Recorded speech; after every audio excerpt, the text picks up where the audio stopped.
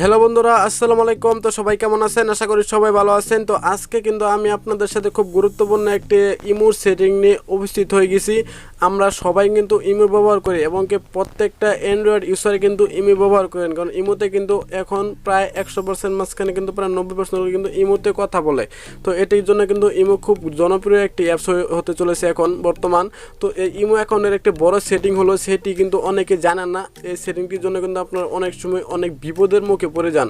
সেই সেটিংটা হলো, আপনার ইমো অ্যাকাউন্টে যে নাম্বারটি আছে সেই নাম্বারটি কিন্তু আপনারা হাইড করতে পারেন না। এই নাম্বারটি কিন্তু আপনার বন্ধু বান্ধব সবাই কিন্তু দেখতে পারে এবং কি আপনার নাম্বারটি নিয়ে কিন্তু আপনাকে ফোন দিয়ে অনেক ডিস্টার্ব করে এবং অনেক বিপদেও ফেলে দেয়। তো এই নাম্বারটি আপনারা কীভাবে হাইড করবেন সেটি আমি আজকে আপনাদেরকে দেখিয়ে দেবো।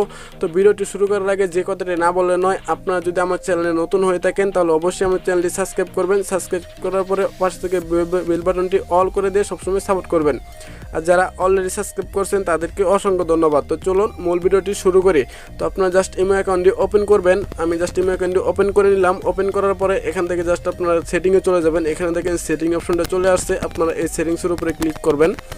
যদি আপনারা ভিডিওটি বুঝতে না পারেন তাহলে অবশ্যই আমার কমেন্টে জানিয়ে দেবেন, আমি আপনার কমেন্টে রিপ্লাই দেওয়ার চেষ্টা করবো, আমাকে 100% রিপ্লাই দিব।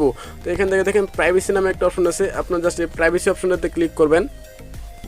এখান থেকে ক্লিক করার পরে এখানে দেখেন 4টা অপশন কিন্তু চলে আসছে, লাস্ট স্ক্রিন, অ্যাভাটার এবং রেট রিসিপ্ট, যেখানে আছে কল।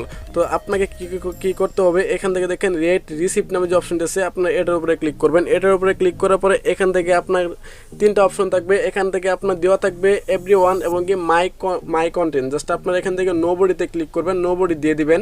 তো এটাই কিন্তু মূলত আপনার নাম্বারটি হাইড করবে। তো তারপরে আছে অ্যাভাটার, আপনারা এখান থেকেও জাস্ট নোবডি দিয়ে দিবেন।